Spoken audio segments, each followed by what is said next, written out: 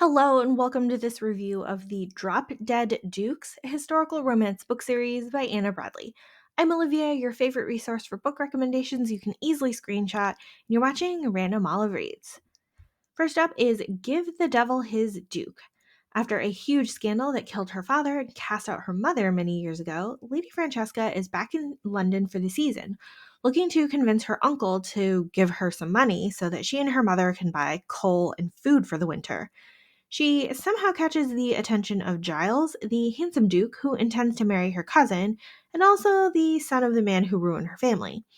With all sorts of gossip stirring in the scandal sheets, Giles tries to make amends by showing politeness and courtesy to Francesca. She's not really interested though, even if he is rather handsome. This story had way more unexpected twists with the manipulations of Francesca's cousin and horrible aunt and uncle, but luckily, Giles has a supportive friend group and family. Damned If I Duke is book 2 of the series.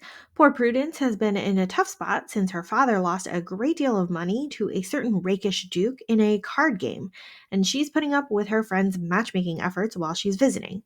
Except Prudence dreads the idea of having to marry to secure a home, even though her father is on the verge of selling theirs. Meanwhile, rakish Duke Jasper has just recovered some scandalous earrings from a former mistress, and when Prudence discovers them, she tries to blackmail him into forgiving her father's debts. She's comically bad at blackmail, though, and both of these people are feeling generally guilty about their behavior. They're also stupidly attracted to each other, even though they don't really like each other. It's a bunch of chaos and comedy with these two, but at least Jasper's stodgy grandfather approves of Prudence.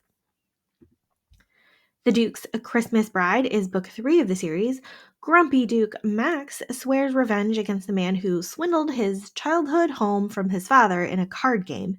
And when the man finally passes away, Max goes to reclaim the property.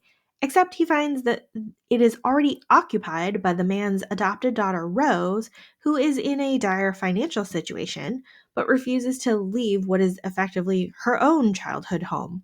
And then it turns out the man's will has left the house to both of them.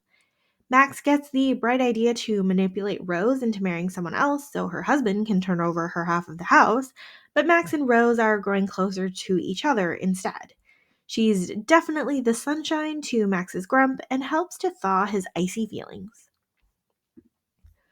Overall, the series was connected by the three best friend dukes, but each story reads pretty easily as a standalone book. I like the series a lot. I thought they were fairly easy, low angst reads on the romance front. Not too much drama or heightened emotion there. The romance comes about fairly quickly. Even with any external machinations, the series was still really light and fun to read. Thank you so much for watching this video. Hopefully you found a book or three to add to your TBR. Links to all of these books are in the description box. Like and subscribe to get updates, and you can follow me on Instagram at randomolive.